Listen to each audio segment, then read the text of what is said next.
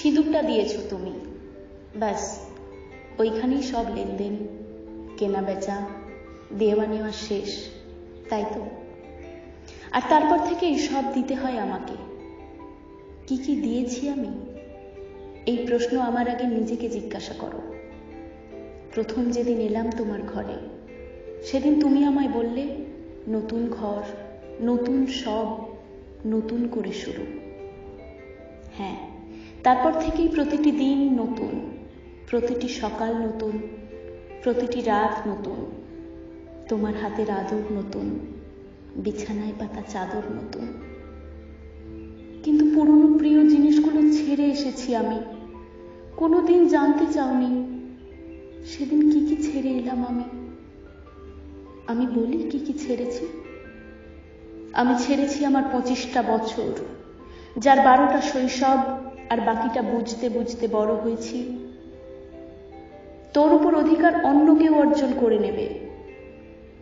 আর ছেড়েছি বাবার যত্ন, মায়ের আদর, বোনের সাথে খুনসুটি, বিকালের লাবদড়ি, সন্ধ্যায় এক থালায় মাখা মুড়ি, শীতের রাতের বৃষ্টি, বাসে করে বন্ধুদের সাথে ইউনিভার্সিটি থেকে ফেরা, আর কত কি।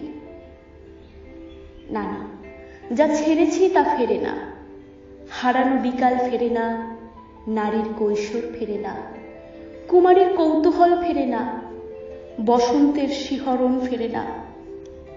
শুধু ফিরে আসে তোলপাড় করা হৃদয়ের ফিরে আসার ডাক। এগুলো সব ছেড়ে আমায় নতুন করে শুরু করতে হলো। কত সহজেই বলেছিলে তুমি, কিন্তু তুমি বোঝোনি নতুন করে সবটা শুরু করা কতটা কঠিন ছিল। আমার যে নিজের কিছু আছে এখন আর বুঝতে পারি না। আগে সবই আমার নিজের ছিল। মায়ের গয়না নিজের ছিল, বাবার উপহার বোনের সাথে ভাগ করে নেওয়া ছিল, তবু তো নিজের ছিল। ব্যস্ততাতেও মায়ের খাইয়ে দেওয়া ছিল, মায়ের হাতের রান্না, তাও তো নিজের ছিল। আর এখন তুমি বললে সব নিজের করে নাও। বেশ, নিজের করে নিলাম।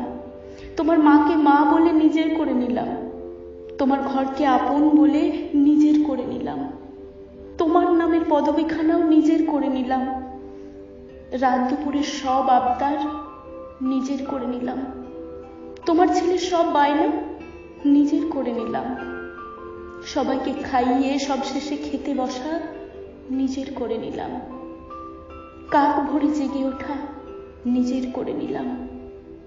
মায়ের কাছে গেলে মা এখনো বলে, কিরে দুমুঠো ভাত খাইয়ে দেব, চুলটা তোর বেঁধে দেব, আজ একটু বেশি করে ঘুমো না মা, ও বাড়িতে উঠিস না হয় ভোরে। ভাবি, ও বাড়িটা সত্যি কি আমার মা? ওখানে আমি কারোর স্ত্রী, কারোর মা, কিন্তু কারোর মেয়ে তো নয় মা। এখানে মা আমি তোমার মেয়ে, ঠিক যেমন ছিলাম আগে। তাই এখনো যখন এ বাড়িতে ফিরি মনে হয় মা এটাই আমার বাড়ি, আর ওটা আমার শ্বশুর বাড়ি।